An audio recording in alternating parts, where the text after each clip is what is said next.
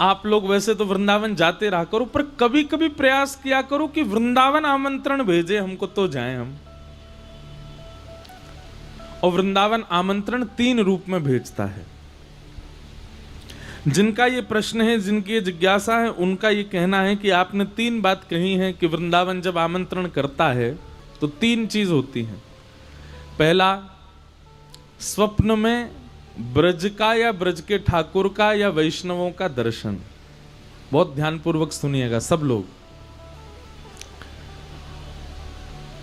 सबसे पहले वृंदावन यदि आपको बुला रहा है तो आपको स्वप्न में वृंदावन या वृंदावन की निधि या वृंदावन के वैष्णवों का अनुभव होने लग जाए, समझ जाओ वृंदावन बुला रहा है।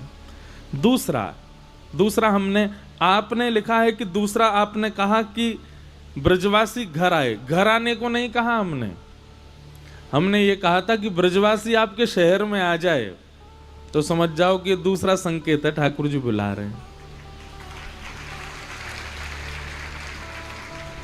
जितने ने ताली बजाई वो हमको पता है क्यों बजाई। आपने यूं बजाई कि हम आ गए कानपुर, तो मतलब श्री जी बुला रहे हैं। अरे सुनो, बात तो सुनो पहले। लेकिन केवल एक ब्रजवासी के नगर में आने मात्र से निमंत्रण नहीं माना जाएगा। स्वप्न में वृंदावन दिखा हो, स्वप्न में श्री जी का अनुग्रह हुआ हो, स्वप्न में बरसाना, गोवर्धन, वृंदावन, नंदगांव आदि 84 कोस का कोई गांव दिखा हो, सबसे पहले स्वप्न दर्शन होना चाहिए। उसके बाद नगर में कोई ब्रजवासी आ जाए तो समझ जाओ कि श्री जी बुला रही हैं। और तीसरा, ब्रज से कोई प्रसाद लावे, ब्रज से कोई आवे और वो इतना प्रसाद लावे आपके घर ही भिजवा दे, बोले लो महाराज बिहारी जी का प्रसाद भिजवा रहे हैं। ये 3 संकेत यदि आपके यहां हो जाएं तो तीसरा संकेत होते ही आपको वृंदावन भागना है। क्यों? क्योंकि वृंदावन बुला रहा है, श्री जी बुला रही हैं, ठाकुर जी बुला रहे हैं, यमुना जी बुला रही हैं। ये 3 संकेत हमने बताए थे। तो आपका ये कहना था कि आप हमारे शहर में आए हैं तो क्या अब हम वृंदावन जा सकते हैं? बिल्कुल जाओ। 3 यदि है, वैसे देखो जाओ खूब वृंदावन, कोई वो नहीं, पर एक हमारा भक्ति भाव है। वृंदावन हमको बुलाए तो हम जाएं, तो मन में ये भाव लेके जाएंगे श्री जी बुला रही हैं, ठाकुर जी बुला रहे हैं। अच्छा, एक बात और, कहीं ये 3 संकेत पूरे हो जाएं तो आप ऐसा भाव रख के मत जाइएगा मन में कि तो फिर वृंदावन में बहुत सम्मान होगा, वृंदावन में बहुत अच्छे वाले दर्शन होंगे, वृंदावन में खूब बढ़िया प्रसाद मिलेगा, वृंदावन में बंदर हमारा चश्मा लेके नहीं भागेगा। क्यों? क्योंकि वृंदावन ने बुलाया। ये सब एक्सपेक्टेशंस लेके मत जाना कि बहुत सम्मान होगा। कुछ भी हो सकता है, जरूरी नहीं है। वृंदावन ने बुलाया है तो हो सकता है कि वृंदावन जाते ही कुछ ना कुछ भी हो सकता है। तो कहीं ऐसा, क्योंकि एक बार एक व्यक्ति आया वृंदावन, तो जैसे ही वो हमसे मिलने आया तो 2 लोग उसको पकड़ के ला रहे थे। मैंने क्या हो गया? बोले महाराज जी आपने कहा था 3 बात हो जाए तो वृंदावन आना। मैंने कहा अच्छा। बोले स्वप्न में एक दिन हमको ब्रजवासी दिख गए, फिर उसके अगले दिन हमारे नगर में एक कथा हो रही, ब्रज के व्यास जी आ गए। तीसरे दिन बोले कि एक ब्रजवासी ब्रज के दर्शन करके आए थे, एक व्यक्ति, उन्होंने प्रसाद भिजवाया, तभी हमने आपकी कथा सुनी तो हमको लगा कि वृंदावन जाना है। मैंने कहा तो? बोले आज सुबह ही वृंदावन पहुंचा महाराज जी, और आते ही जैसे ही वृंदावन की परिक्रमा लगाने के ऐसी जोर की ठोकर लगी, हमका तो पैर ही हमारा टूट गया, फ्रैक्चर हो गया अंगूठा में। मैं तो आप किस लिए आए थे कि रबड़ी मिलेगी आपको वृंदावन, रसमलाई मिलेगी? मैंने कि लाला को तो स्वभाव है खेलना, वो तो ऐसे ही खेले। मैंने कहा मान सम्मान की भावना से वृंदावन कभी मत आना। सम्मानम कलयाति घोर गरलम नीचप्पमानम क्षुधा। हम तो ये कहते हैं भैया कि अगर बिहारी जी गए और गोसाई जी ने आपको आगे बुला करके 56 भोग दे दिए, माला पहना दी, दहली पूजन करवा दियो, इत्र लगवा दियो, आपसे खूब जोर की पूजा करवा दी, आपको लगेगा ओहो बिहारी जी मुझसे बहुत प्रसन्न है, मुझे सबसे आगे बुलाया। बिहारी जी प्रसन्न है कब जानो? कि आप दौड़ते भागते भीड़ में महाराज गर्मी में पसीना पसीना लथपथ है गए, बंदर चश्मा ले गयो, पर्स कहीं गिर गयो, पैसा सबरे बिखर गए, और वही समय दौड़ते भागते बिहारी जी जैसे ही पहुंचे अंदर प्रवेश करते ही महाराज कपाट बंद है गए, दर्शन बंद। समझो बिहारी जी प्रसन्न खेल रहे हैं आपसे। भैया प्रीत की रीत बड़ी उल्टी है, प्रीत की रीत बड़ी उल्टी है। कौन पावे आको पार, प्रेम ने दिया की सदा उल्टी बहे धार। कौन पावे आको पार, प्रेम ने दिया की सदा। यदि आपसे श्री लाल जी प्रेम करते हैं तो आपको छेड़ते ही रहेंगे, आपसे खेलते ही रहेंगे, आपको परेशान करते ही रहेंगे। वृंदावन आकर के भी नेको परेशान नहीं है रहे हो तो यूं समझ जाओ आप प्रेम करते हो, ठाकुर जी अभी प्रेम ना करें। ठाकुर जी प्रेम करेंगे तो महाराज सोन नहीं देंगे, खान नहीं देंगे, बैठन नहीं देंगे, रुवाते ही रहेंगे। बस उसको अपसगुन मत मानिएगा। सब लोग बहुत ध्यान से कथा सुनो।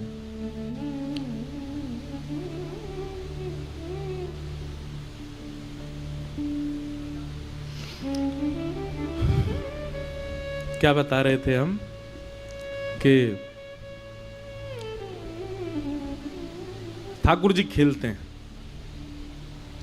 तो जिनका ये पत्र है उनको उत्तर मिल गया हो तो तुरंत कल की कथा सुन के वृंदावन चले जाओ। फिर आप किसी का प्रश्न है शरद पूर्णिमा कैसे मनानी चाहिए। बहुत देखो, शरद पूर्णिमा के दिन ठाकुर जी को श्वेत वस्त्र पहनाने चाहिए, श्वेत ही माला पहनाओ, श्वेत ही मुकुट पहनाओ, श्वेत ही पाग पहनाओ, श्वेत श्वेत व्यंजन बनाओ, घर में खीर बनाओ। अब पकौड़ी आदि वो तो वैसी रहेंगी, पर जितना हो सके श्वेत व्यंजन बनाओ, श्वेत का ही भोग लगाओ। श्वेत माने समझ रहे हैं ना, सफेद। और उसके बाद ठाकुर जी की जो गादी है जिस पर ठाकुर जी विराजते हैं उस पर भी श्वेत वस्त्र, पीछे की पिछवाई भी श्वेत, ऊपर की झूमर आदि भी श्वेत। श्वेत पुष्पों से पूरे ठाकुर जी के मंदिर को सजाओ, ठाकुर जी के निवास कुंज को सजाओ। और छोटी छोटी छोटी सखियों के अगर स्वरूप मिल जाएं तो उनको आप ठाकुर जी के चारों ओर लगाओ। सामने सुंदर पात्र में जल भर दो, जल भर के उसमें कमल पुष्प आदि इन सबको पधरा दो। सबसे सुंदर तो ये जो हमने पहना हमारा प्रिय पुष्प है, ये मोंगरा, मोंगरा हो ऐसे मोंगरा बिछा के बीच में कमल लगा दो। और मंदिर में जिस कक्ष में ठाकुर जी विराज उसकी लाइटें बहुत कम कर दो, बहुत थोड़ी थोड़ी लाइटें जलाओ, केवल श्याम सुंदर प्रत्यक्ष दिखें ऐसी हो। और फिर सन्मुख बैठ कर के गोपी गीत का पाठ करो। ठाकुर जी को आज गोपी गीत आएगा कथा में, हम 2-4 श्लोक गाएंगे।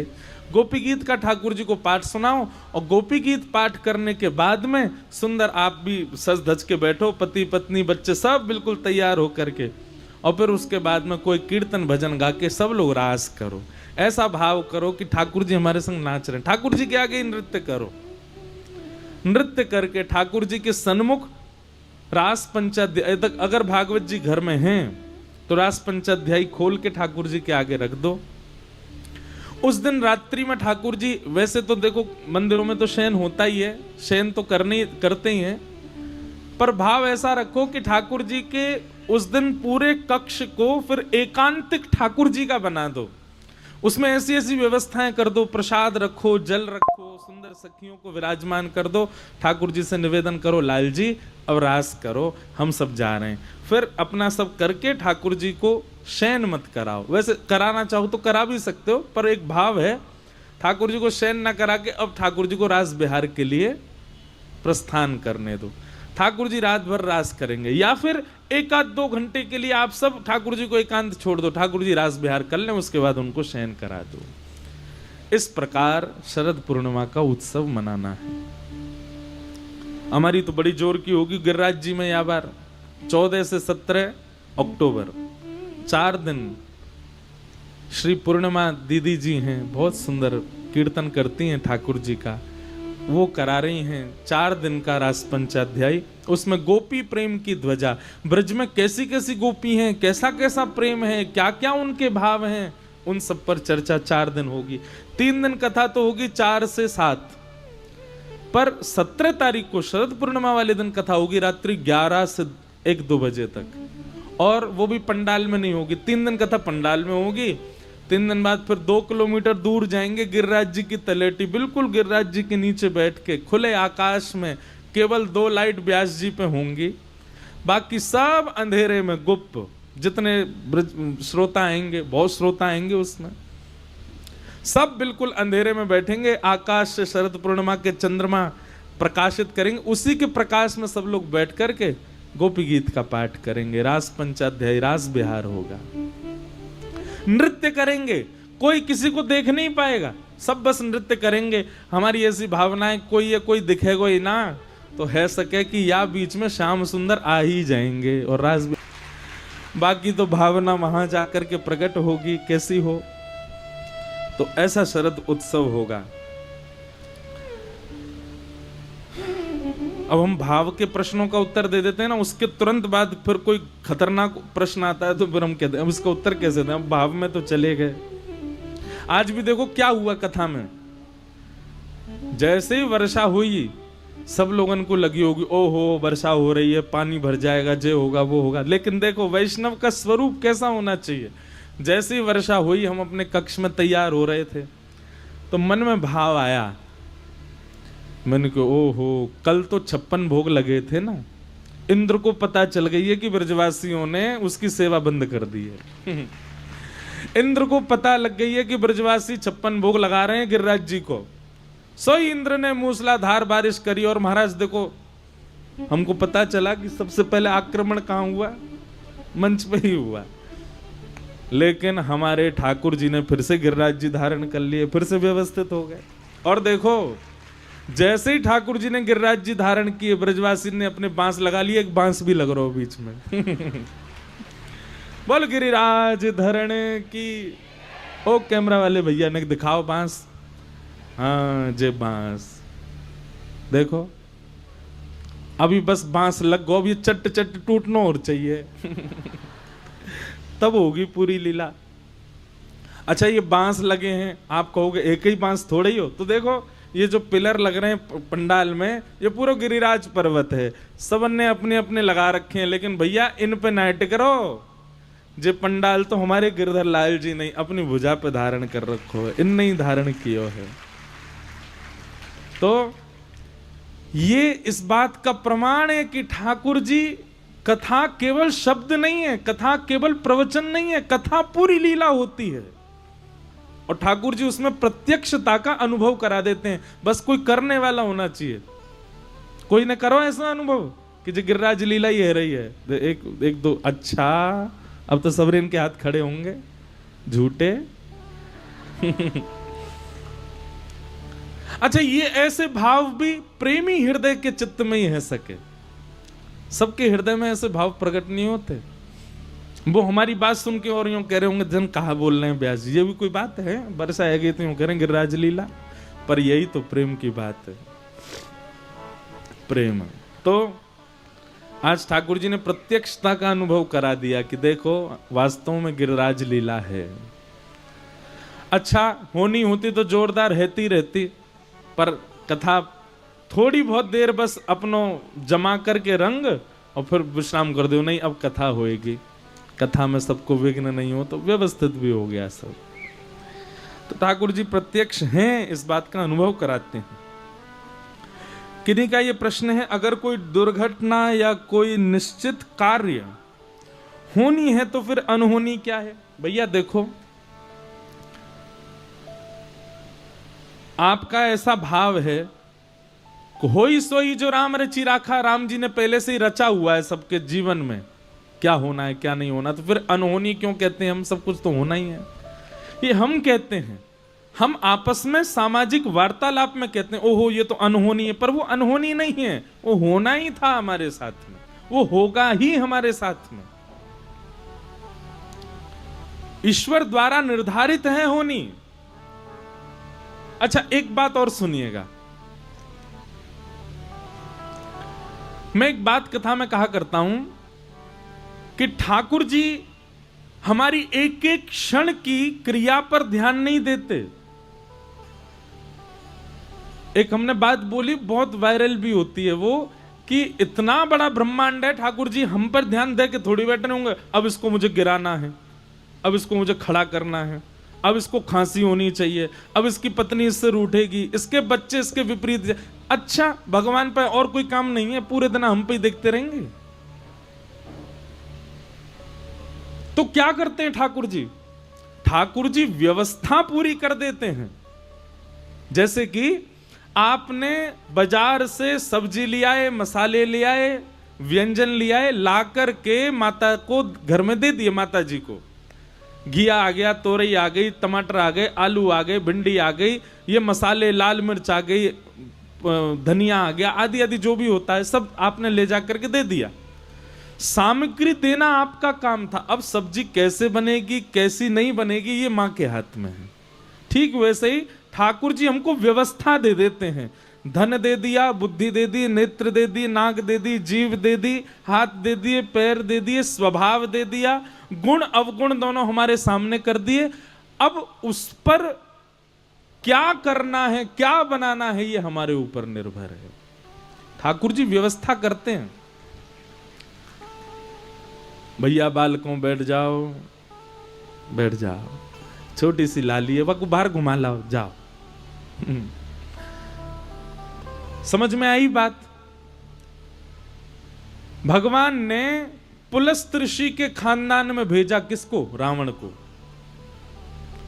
पुलस्त ऋषि सामान्य नहीं थे, देवता भी नतमस्तक रहते थे पुलस्त ऋषि के आगे। ब्राह्मण कुल में भेजा, सारस्वत वंशी ब्राह्मण था रावण। करोड़ों की, खरबों की, अरबों की संपत्ति का उसको स्वामी बना दिया। सोने की लंका में रहता था, मंदोदरी जैसी सुपात्र पत्नी दे दी। लोगों को एक सिर मिलते हैं, उसको 10 सिर दे दे। व्यवस्थाओं में कोई कमी नहीं छोड़ी भगवान ने रावण की में, लेकिन उन व्यवस्थाओं का दुरुपयोग किया। तो उस दुरुपयोग का परिणाम आज भी लाखों वर्षों से रावण का पुतला जलता है दशहरा मैदान में। ठाकुर जी व्यवस्था दे देते हैं। ठाकुर जी आपको सब कुछ आपके सामने धर देते हैं। अब ये है, इतना है, किसी को सीमित देते हैं, किसी को ज्यादा देते हैं। अब इस पर तुम क्या बना सकते हो, ये तुम्हारे ऊपर है। समझ में आई बात? ऐसा है। तो इसलिए अनहोनी कुछ नहीं है, सब होना ही है। हमारी भाषा में अनहोनी शब्द होता है। फिर ये प्रश्न है, अब ये हमको समझ में कम आया, इसको बाद में बोलेंगे। फिर किसी का भाव है कि अंतर्मुखी कैसे बने? अंतर्मुखी कैसे बने? हम अपने छोटे से छोटा और बड़े से बड़ा अनुभव भी अपने शरीर के सबसे करीबी संबंधी को भी ना बताएं, ऐसा कैसे हो? आप बाहिर्मुखी कब होते हो? जब आपके अंदर यह भाव होता है कि आप कुछ हो, आप में कोई गुण है, इसलिए आप बाह्यमुखी होते हो। सदैव यह मानना कि जो भी मेरे पास है, जैसा भी मैं हूं, जो भी कुछ है, ये सब ठाकुर जी की कृपा से है। आप अपने आप अंतर्मुखी हो जाओगे। और दूसरी बात, जब आपकी संगत जो होती है, जिनके पास आप उठते बैठते खाते पीते हो, जब वे शुद्ध होते हैं, वे पवित्र होते हैं, वे सत्संगी होते हैं, तो उनके मध्य बैठने से अंतर्मुखिता आती चली जाती है। समझ में आई बात? आप बाहिर्मुखी क्यों हो? कुछ भी करने के बाद तुरंत गा देते हो, ये मैंने किया, ये तो ऐसे हुआ, मैंने किया, मैं तो ऐसा हूं, मैं तो। एक तो ये मैं शब्द सबसे गंदा शब्द है। हम कथा में कहा करते हैं, सतयुग का राक्षस, उसका नाम है हिरण्यकश्यप। नाम कितना बड़ा। त्रेता में नाम राक्षस का थोड़ा छोटा हो गया, क्या? रावण, 3 अक्षर का। द्वापर में राक्षस का नाम और छोटा हो गया, कंस, 2 शब्द का। कलयुग में और छोटा हो गया, 1 अक्षर का, क्या? मैं। ये मैं पना निकालिए अपने अंदर से। और एक बात सुनिए, जो नाम जप करते हैं, उर्दपुंड लगाते हैं, कंठी पहनते हैं, वैष्णव भेष में रहते हैं, वृंदावन आते जाते रहते हैं, उनमें तो मैं पना होना ही नहीं चाहिए। मैं नहीं। हम कुछ नहीं कर रहे हैं, सब ठाकुर जी की कृपा से। मैं नहीं, मेरा नहीं, यह तन किसी का है दिया, जो भी अपने पास है वह धन किसी का है दिया। देने वाले ने दिया वह भी दिया, किस शान से मेरा है यह लेने वाला कह उठा अभिमान से।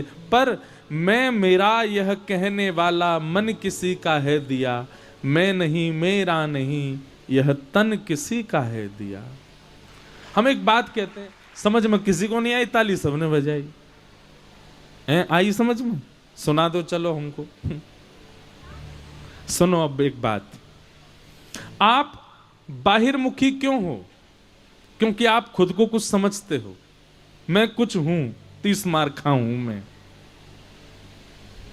तो फिर एक काम कीजिए, आज ही अपने शरीर को आज्ञा कीजिए, ए शरीर, तुझको मैंने इतना घी खिलाया, तुझको मैंने कौन सा हलवाई, ठग्गू हलवाई है कानपुर का, ऐसा कोई सगा नहीं जिसको हमने, बस सारे कानपुर वाले ही तो ऐसे नहीं है।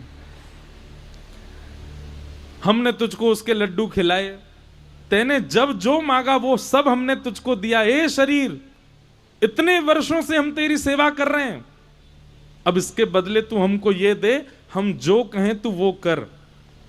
कल से तेरी दाढ़ी नहीं निकलनी चाहिए, तू बिल्कुल सुंदर बना रहे। और सुन, हम कोई वर्कआउट नहीं करेंगे, तू अपने आप पतला हो जा।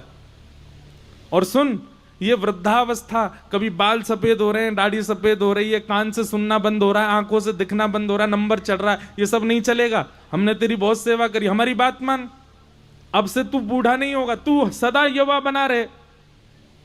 आपका शरीर आपकी मानेगा? नहीं मान सकता। वो वही करेगा जो उसको करना है, जो उसकी गति है। तो फिर अभिमान किस बात का करते हो आप?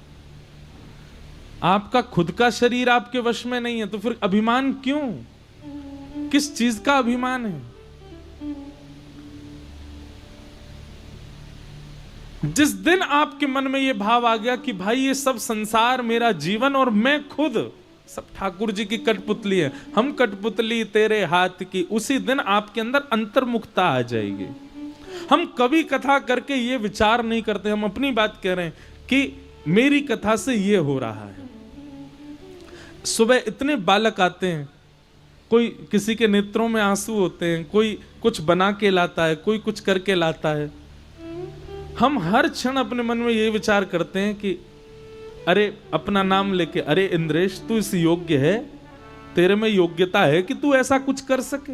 नहीं, ये सब हमारे लाल जी करा रहे हैं, सब ठाकुर जी कर रहे हैं। अपने आप अंतर्मुखता आती चली जाती है। जब आप स्वयं को कुछ मानते हैं, समझते हैं, तो ही आप बाहिर्मुखी बहुत हो जाते हैं। इसलिए सबसे पहले तो ये, और दूसरा बहुत सत्संग करो, जितना हो सके मौन रहो, श्रवण ज्यादा करो। जैसे आप बाहिर्मुखी कब होते हो? जब बोलते बहुत हो। एक बात याद रखिएगा, बहुत बोलने वाले व्यक्ति के जीव में 2 अवगुण आ जाते हैं। पहला असत्य, और दूसरा बात की गरिमा नष्ट हो जाती है, फिर उसकी बात कोई सीरियस नहीं लेता। बहुत बोलने वाला व्यक्ति, लेकिन कम बोलने वाला व्यक्ति, कभी कभी बोलने वाला व्यक्ति, वो जब बोलता है उसकी बात में गंभीरता होती है। तो कम बोलना प्रारंभ करो, आप अपने आप अंतर्मुखी हो जाओगे। अंतर्मुखी होने का मतलब इंट्रोवर्ट होना नहीं होता।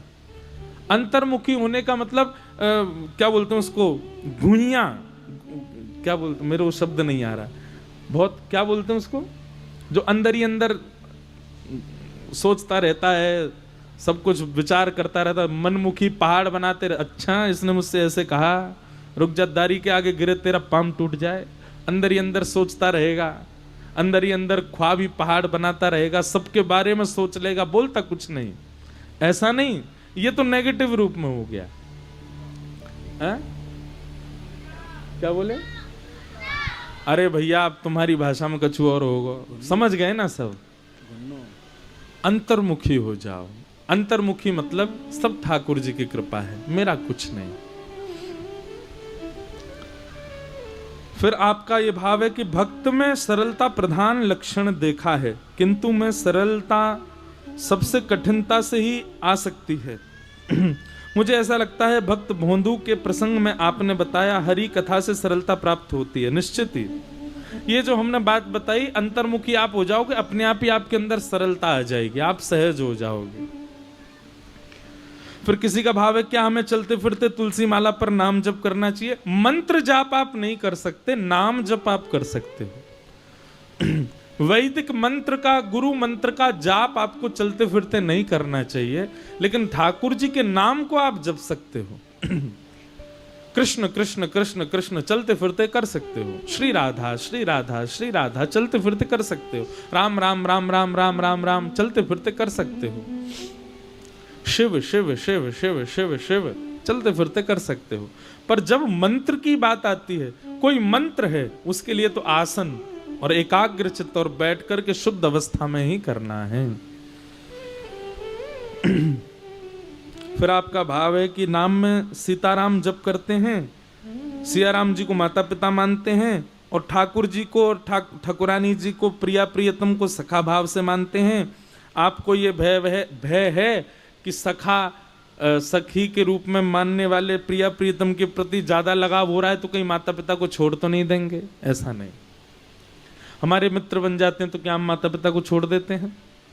हमारा विवाह हो जाता है, पत्नी या पति आ जाए तो क्या हम माता पिता को त्याग देते हैं? नहीं। सीताराम जी मेरे माता पिता हैं और बहुत अच्छा भाव है, और प्रिया प्रियतम मेरे सखा हैं, बहुत अच्छा भाव है। सदैव दोनों का स्मरण करो, बिल्कुल भयभीत मत हो। ये सब आज के प्रश्न हैं, इन सबको हम प्रणाम मात्र करते हैं। बोलो वृंदावन बिहारी लाल की जय।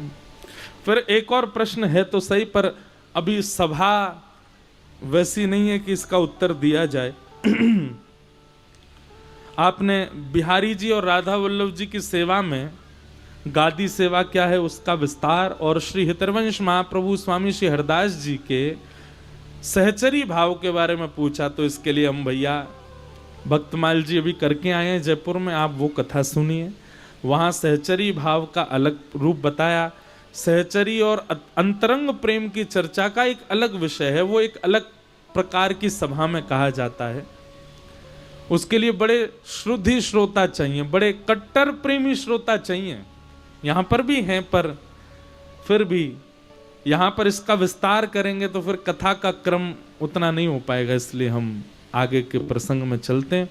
बोलो गिरिराज धरण की, नख पे धार लियो गिरिराज, नाम गिरधारी पायो है, गिरधारी पायो है, नाम बनवारी पायो है। हाँ गिरधारी पायो है, नाम बनवारी पायो है। हो नख पे धार लियो गिरिराज, नाम गिरधारी पायो है। नख पे धार लियो गिरिराज, नाम गिरधारी पायो है। सब ब्रजवासियों को लेकर के ठाकुर जी गिरिराज जी पहुंचे। बंधुओं देखो, बहुत ध्यानपूर्वक सुनना। हम जब अपने धन का दुरुपयोग करते हैं, बहुत ध्यान से सुनिएगा सब लोग, इधर देखिए, बहुत विशेष बात हमको बतानी है। जब हम अपने धन का दुरुपयोग करते हैं, किसके लिए? पुण्यों की प्राप्ति के लिए, भक्ति के नाम पर, आडंबर के नाम पर, दुनिया भर के यत्नों के नाम पर और तंत्र मंत्र के नाम पर, ठाकुर जी को बहुत पीड़ा होती है। ठाकुर जी कहते हैं जाए मुंह पे भरोसा ही ना है, जाए मेरी करनी पे भरोसा ना है, लगो भयो दुनिया भर के यत्न को करवे में। आप कहेंगे महाराज जी जिसके ऊपर बीतती है वो यही सोचता है कि मैं क्या क्या कर लूं। अरे जिसके ऊपर बीतती है वो केवल एक काम करे, थोड़ा धैर्य धारण करे। आपको डॉक्टर सुई लगा रहा है और आप मचलते जाओ मचलते जाओ, क्या होगा? लग जाएगी। लेकिन जब सुई लग रही हो तब क्या करो? ढीला छोड़ दो अपने शरीर को, बस उससे कहो हाँ ठीक, आराम से, कुछ पता ही नहीं चलेगा आपको। ठीक वैसे ही जीवन में जब बहुत विपत्तियां आती हैं तो बहुत विचलित मत हो जाइए। कभी यहां भाग रहे हैं, कभी वहां भाग रहे हैं। ये कलयुग पता है कैसा है?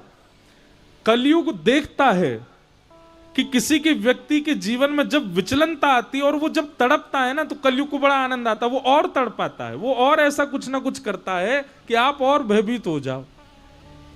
उस समय क्या करो, जैसे ही कोई विपत्ति जीवन में आई, आपके ऊपर, पत्नी के ऊपर, बच्चों के ऊपर, परिवार के ऊपर, उस समय धैर्य पूर्वक थोड़ा थोड़ा थोड़ा संयमित हो जाओ, थोड़े धैर्यवान हो जाओ, हाथ पैर मत मारो ज्यादा, नहीं तो और ज्यादा आप उस स्थिति को बिगाड़ दोगे। हमारी बात समझ में आ रही है ना? किसी ने बता दिया वहां चले जाओ, वहां भाज गए, किसी ने कह दिया उधर ये कर आओ, वहां वो कर आओ, किसी ने कहा चौराहे पे ये दीपक धरियाओ, धरियाए। सुबह सुबह उनको रोटी खिलाना शुरू करो। अच्छा, वैसे नहीं खिलाएंगे रोटी, पर जीवन में विपत्ति आ गई इसलिए खिलाने जा रहे हैं बेचारे को। सुबह सुबह गैयाओं को चारा डाल के आओ, तुम्हारे जीवन में जो हो जाएगा। अरे विपत्ति आपत्ति आने पर क्यों, परोपकार के रूप में ये सब क्रिया करो ना। याद रखिएगा, हम ब्रजवासी, हमारी बात एक तो मान लीजिए, जब भी जीवन में विपत्तियां आएगी ही, सबके जीवन में आनी है, उस समय धैर्यवान हो जाओ, धैर्य पूर्वक, बिल्कुल विचलित मत होइए, और अपने एक इष्ट जिसकी आप आराधना करते आए हैं उस पर भरोसा रखो, विश्वास के साथ बस उन पर भरोसा रखो। नाथ, जो आप करोगे सब मंगल ही होगा। कुछ दिन की उस पीड़ा को धैर्यवंत होकर के सह लीजिए, कुछ दिन में ही यह इंडिकेशन मिल जाएगा कि भाई इस पे तो कोई प्रभाव पड़ा नहीं, अपने आप सब व्यवस्थित हो जाएगा। लेकिन अब व्यवस्थित होने में जो हम बहुत विचलित हो जाते हैं, ठाकुर जी को उससे बहुत पीड़ा होती है, और उससे ज्यादा पीड़ा होती है जब हम बार बार कुछ ना कुछ यत्न करते रहते हैं। हमारे धन का दुरुपयोग इन सब क्रियाओं में होना, टोटकाओं में होना, टोनाबाजी में होना, ये करो वो करो, ये करो ऐसा करो, इन सब से कुछ नहीं होगा। और एक बात हमारी सुनिएगा, इधर देखो, यहां देखो, इतने महंगे माइक लग रहे हैं, जे आवाज में वो नेक्स्ट सी लाली की आवाज भारी पड़ गई, बताओ। सब भाई को देखने लगे। कैसे हमारे अंदर धैर्य आए बताओ? हम धैर्य की बात कर रहे हैं।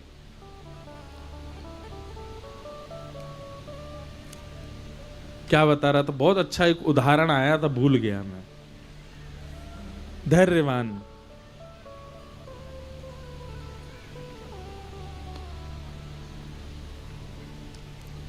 कई लोग कह रहे होंगे पहले महाराज जी खुद तो एकाग्र है जाओ। हम तो एकाग्र ही हैं, पर आप हमारी स्थिति, हमारे मंच पे बैठ के देखो। कई लोग बोलते हैं व्यास जी के बड़े मजे हैं। एक दिन के लिए यहां बैठ करके प्रवचन करके देखो, आपके सामने 5000 लोग बैठे हों, कोई उबासी ले रहा है, कोई पानी पी रहा है, कोई फोन देख रहा है, कोई पर्स उठा रहा है, कोई के बालक रो रहे हैं, कोई सिर खुजा रहा है, कोई पड़ा है। अब इस बीच में सुनाओ कथा, हृदय कंपित हो जाता है, विकंपित हो जाता है, सबको बांध के रखना पड़ता है। फिर उसमें भी शास्त्र सम्मत बात होनी चाहिए। कई लोग इसीलिए बैठे, ये कुछ गलत बोलें तो हम उसका काट पीट करके कहीं डालें, इनका विरोध करें। फिर बहुत संभल के बोलना पड़ता है, बहुत भैया कठिन काम है, कथा करना भी सामान्य बात नहीं। तो हम क्या कह रहे थे कि धैर्यवंत हो जाओ, ज्यादा विचलित मत हो। हमारे धन का जब दुरुपयोग होता है तो ठाकुर जी को बहुत श्रम होता है, और दुरुपयोग भी किसमें? लोगों के द्वारा बताए गए दुनिया भर के जो यत्न होते हैं उनमें जब हम खर्च करने लग जाते हैं तो ठाकुर जी कहते हैं बताओ इसको मुंह पे भरोसा नहीं, मुझ पे विश्वास नहीं कि मैं जो करूंगा वो सही ठीक होगा। बालक को जब फुंसी या फोड़ा हो जाता है ना शरीर में, तो पहले मां चिकित्सा करती है, क्या जोर से पकड़ लेती है उसके हाथ को, वो कहता मां देखो फोड़ा हो गया। अब बालक उसको छूने नहीं देता, लेकिन मां क्या करती है, एक दिन मौका पा करके बालक को पकड़ लेगी, दबा लेती है उसको नीचे, और पकड़ करके उसकी जो फोड़ा फुंसी हो जाते हैं उसको दबाने लग जाती है। और उस समय बालक चीखता है, चिल्लाता है, रोता है, लेकिन माँ कहती बस बस बस, हो गया हो गया हो गया हो गया हो गया, और उसको फोड़ देती है, निकाल देती है। अब बालक ये सोचे ये तो मेरी शत्रु है, मेरा अच्छा नहीं चाहती, मुझे रुलाती रहती है, तो ये बालक की मूर्खता है। माँ तो उसके भले के लिए ही कर रही है। वो हमारे जीवन में आने वाली विपत्तियां जो होती हैं ना, वो ठाकुर जी इसलिए देते हैं ताकि कुछ नवीन कर सकें, कुछ भला कर सकें, कुछ नवीन विचारधारा हमारे चित्त में आ सके। कई बार जीवन में आपत्तियां आती हैं तो आप विचार करते हो कि अब मैं क्या करूं, अब मैं नया क्या करूं, अब मैं कुछ ऐसा करूं जिससे अच्छा हो। सब कुछ सहज रहता है ना, तो आपकी बुद्धि काम करना धीरे धीरे बंद कर देती है। धन बहुत हो जाए, आराम बहुत मिल जाए, व्यस्तता बिल्कुल खत्म हो जाए, घर बैठे बैठे पैसा आने लग जाए, निश्चित है ऐसे व्यक्ति की बुद्धि संकीर्ण हो जाती है। लेकिन जिस व्यक्ति के जीवन में कुछ ना कुछ लगा ही रहता है, वो बुद्धि से कुछ ना कुछ प्रयोग करता ही रहता है, मन में विचार करता रहता है, तो उसके मन में नए नए भाव उद्दीपित होते रहते हैं। कुआं में पानी भरा बना रहे, कोई निकाले ना, दुर्गंध आने लगेगी, पर नित्य निकालते रहो, नवीनता आती है। ठीक वैसे ही हमारे चित्त में, हमारे जीवन में नवीनता के लिए ठाकुर जी कुछ ना कुछ करते रहते हैं, तो उस समय धैर्यवान हो जाओ। ब्रजवासी सब इंद्र की पूजा करते हैं, और भगवान ने मन में विचार किया ये सब इंद्र की पूजा करते हैं, इंद्र को इन्होंने इतना श्रेष्ठ बना दिया कि आज इंद्र फूले नहीं समाता है। सब लोग ध्यान पूर्वक सुनो। तब ठाकुर जी ने ऐसी योजना बनाई कि इन ब्रजवासियों के चित्त में यह भाव प्रकट हो कि ब्रजवासी साक्षात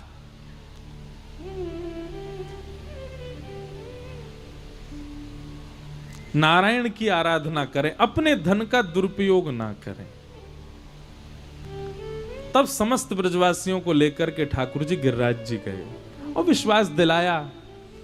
सब ब्रजवासियों ने 56 भोग पधराए। पधराने के बाद में 4 भुजा वाले ठाकुर जी प्रकट हो गए। इंद्र को पता चला तो इंद्र ने कुंपित होकर के मेघमालाओं को आज्ञा कर दी, जाके इतनी वर्षा करो कि पूरा ब्रजमंडल डूब जाए। देव कई बार अपने साधकों को कष्ट पीड़ा दे सकता है, पर देवादिदेव कभी साधक को पीड़ा नहीं देता। इंद्र ने पीड़ा दी अपने ब्रजवासियों को, इतने वर्षों से सेवा करते आए थे, एक बार भी विचार नहीं किया इंद्र ने कि इन पर ऐसी वर्षा तो नहीं करनी चाहिए। भागवत जी में वर्णन है, सांवर्तक ऋतुओं ने आकर के ब्रजमंडल पर आक्रमण किया। एक बूंद हाथी के पैर के समान गिर रही है आकाश से, ऐसी वर्षा हुई ब्रज में। चंद सेकंडों में तो पूरा ब्रजमंडल जल निमग्न हो गया, घोंटू घोंटू पानी हो गया, घुटने घुटने तक।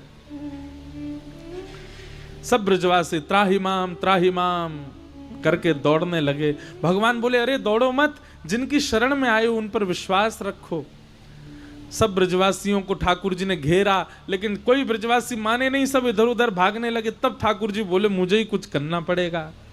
गिरिराज जी को प्रणाम किया।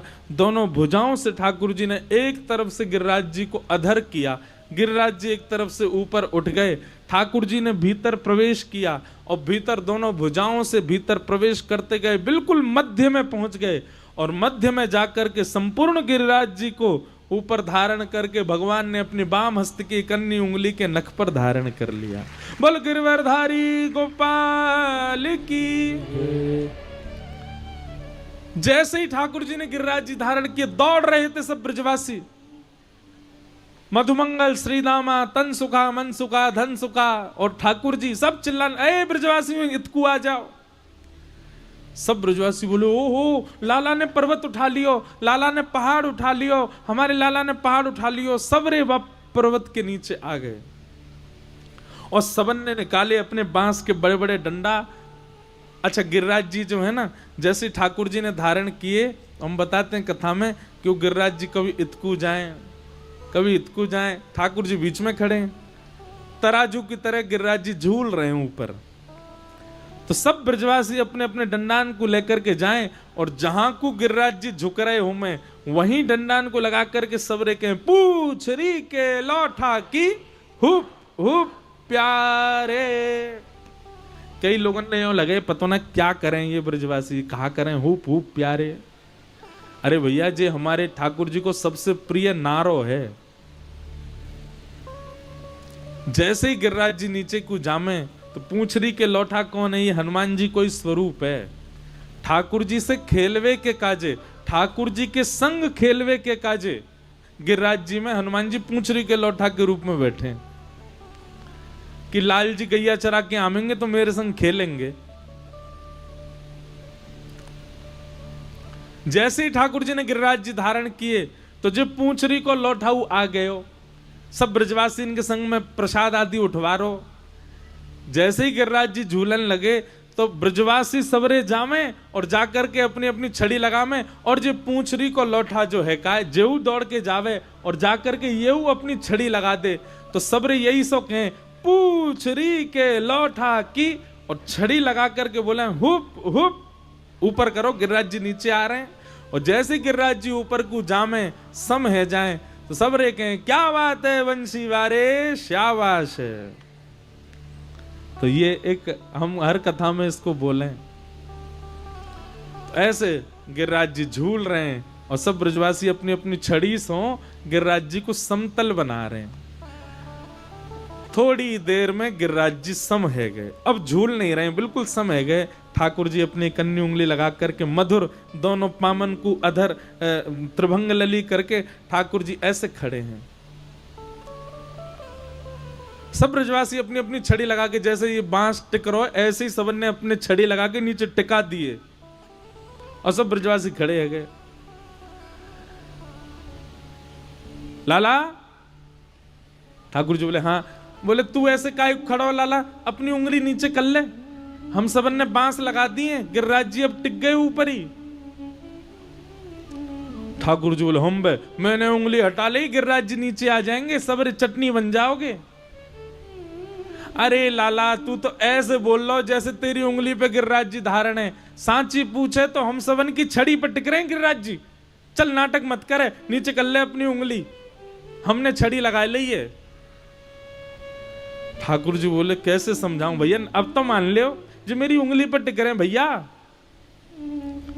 ना लाला तू एक बार उंगली नीचे करके दिखा दे, हमने छड़ी लगा ली है, गिरिराज जी टिक जाएंगे। ठाकुर जी बोले ठीक है तुम फिर संभालो, मैं उंगली नीचे कर रहा हूं अपनी। हाँ हमने छड़ी लगा ली लाला, हटा ले उंगली। 7 बरस के हैं, कितने बरस के ठाकुर जी? 7 बरस को लाला इतना बड़ो हुआ, बस इतना बड़ो, इतने बड़े ठाकुर जी। और अपनी जैसे ही कन्नी उंगली नेक ढीली करी ठाकुर जी ने, चट चट चट चट चट चट सबन की छड़ी टूटने लगी। गड़गड़ करके महाराज गिरिराज जी नीचे आने लगे, सब ब्रजवासी भागे, बस महाराज सबरे ऐसे खड़े है गए। बोले अब तो गए, अब तो सबरे पधार जाएंगे। सब बोले लाला संभाल। ठाकुर जी ने फिर से अपनी उंगली लगाई और जैसी उंगली लगाई सोई गिरिराज जी फिर ऊपर है गए। अब तो सब ब्रजवासी अपनी अपनी छड़ी ने देखें और फिर लाला की उंगली देखें। लाला तू सांची में तेरी उंगली पर टिक रहे हैं गिरिराज जी? ठाकुर जी मंद मंद मुस्का कर हम बे, मेरी उंगली पर टिक रहे हैं। लाला जी कैसे धारण कर लियो, कैसे तेरी उंगली पे आ गए गिरिराज जी, और तेरी नेक सी उंगली पे ये गिरिराज जी कैसे टिक गए? ठाकुर जी बोले हम जय जय हैं। कौन है? वाह भैया, नेक जोड़ते बोलो सबरे, ऐसी उंगली करो सबरे, करो। बाम हस्त की उठाइयो, सीधे हाथ की मत उठाइयो, सब बोलो हम जय जय हैं। अरे हम बेदारी क्यों जय जय हो? जय जय तो एक ही है, जय जय तो हमारो लाला है। बोल गिरधर गोपाल की। ठाकुर जी बोले हम जय जय हैं। सब ब्रजवासी बोले अरे लाला रुकियो रुकियो रुकियो, दोबारा बोलियो का है तू? ठाकुर जी बोले हम जय जय हैं। ब्रजवासी बोले ऐसो काकी हो भैया तेने जो तू जय जय? ना तू बता दे, तेने ऐसो कहा कियो जो तू जय जय? ठाकुर जी बोले कहा ना कियो मैंने। 6 दिना को पूतना आई मारवे के काज। कौन ने मारो वाको? मैंने मारो। 3 महीना को मैं सक्टासुर आयो, एक पाम ते उड़ाए दियो, मैंने मार दियो। 1 वर्ष को मैं तब तृणावर्त आयो, वाको वध कर दियो। जमुना जी में कालिया नाग रहते हो, वाके ऊपर नृत्य करके भगाए दियो। अरे कहां तक गिनाऊं, ये सबरे मैंने ही किए। और आज जब ब्रज में विपत्ति आई तो मैंने अपनी बाम हस्त की कन्नी उंगली पे गिरिराज जी धारण कर लिए। या हमारे भैया मैं तो जय जय हूं। और सुने, मैं अब इतना कह रहा हूं, मैं तो बचपन से ही कहता आ रहा हूं कि मैं जय जय हूं। एक गोपीन ते मैंने कही सत्यनारायण की पूजा काहे करे, मेरी कर ले, मैं ही जय जय हूं। यशोदा मैया तो कह के हार गो, मैया मैं ही तेरो लाला, मैं ही पर ब्रह्म हूं, मैं ही परमात्मा हूं, मैं ही भगवान हूं। माने ही ना है कभी। अब तो है गो भरोसा कि मैं ही जय जाऊं, गिरिराज जी मैंने उठाए हैं। ब्रजवासी सब एक दूसरे देखें, कहें चल लाला अब बात न मत बनावे, चुप है जा, जय जय बनो हमारी जान को। ठाकुर जी तुम्हें भरोसा ही ना है। बताओ कौन ने मारी राक्षसी? बोले तैने ना मारी। हमारे ब्रजमंडल में वो ही आ सके जाके जीवन में बड़े पुण्य होंगे। ये जितने राक्षस आए ना, इनमें पुण्य मुण्य ना आए। ये सबरे ब्रजमंडल में जबरदस्ती घुस गए, और जैसे ही घुसे तो इनके नेकाद जो पुण्य है काए, उनके बल पे कछु देर टिक पाए। तेरे पास आते आते इनके पुण्य खत्म हो गए, अपने आप ही पुण्य छीनते मर गए। और मरे मराए इनमें हाथ लगा के यूं कह रहा हूं मैं जय जय हूं। ब्रजवासियों की बात सुनकर के ठाकुर जी कह रहे नहीं मानोगे? बोले बिल्कुल नहीं मानेंगे।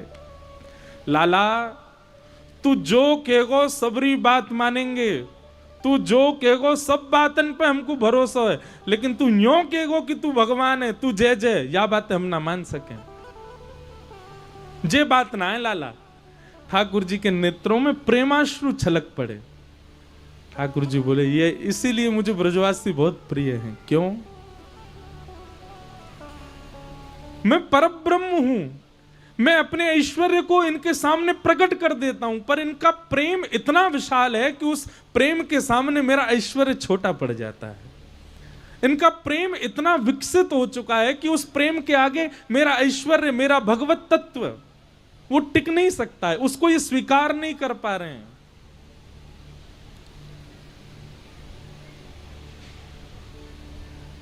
ठाकुर जी के नेत्र सजल हो गए, और ठाकुर जी खड़े खड़े स्वीकार कर रहे। अरे भैया नाराज मत हो, मैं जय जय नहीं हूं।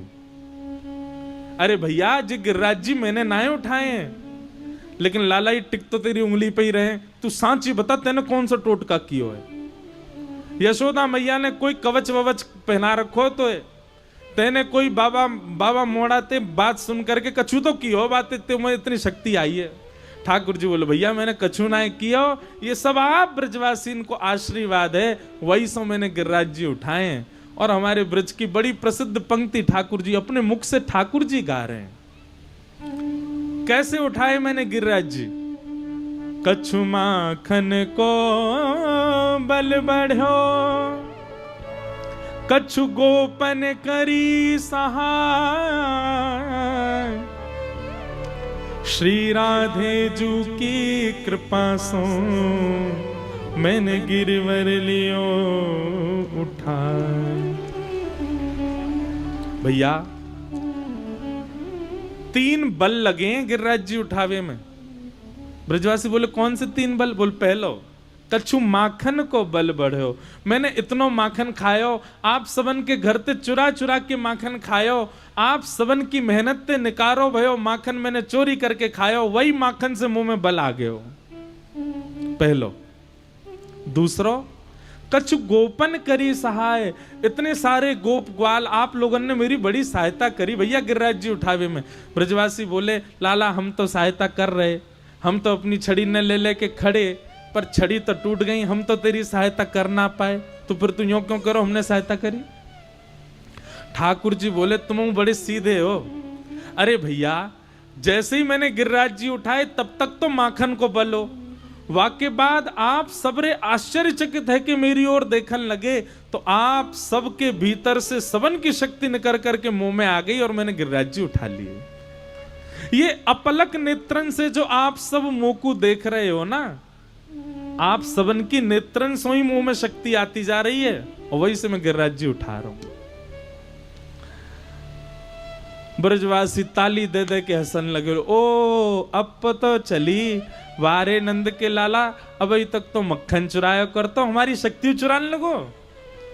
तभी तो हम कहें आजकल कमजोरी क्यों आ रही है हम में, शक्ति चुरा ली है लाला ने। लइयो रे छोराओ, सबरे 56 भोग के लेके आओ। और महाराज जैसे ठाकुर जी ने कही आप सबन की शक्ति से मैंने गिरिराज जी उठाए, ब्रजवासी लगन लगे सबरे 56 भोग पावे। नंद बाबा आके बोले, अरे भैया तुम्हें नेक क्यों नहीं पड़ रही है, हैं? वो इंद्र इतना कोप कर रहा है, लाला गिरिराज जी धारण कर, और तुम सबरे जेम रहे हो। अरे कोई समय होए करे प्रसाद पावे को।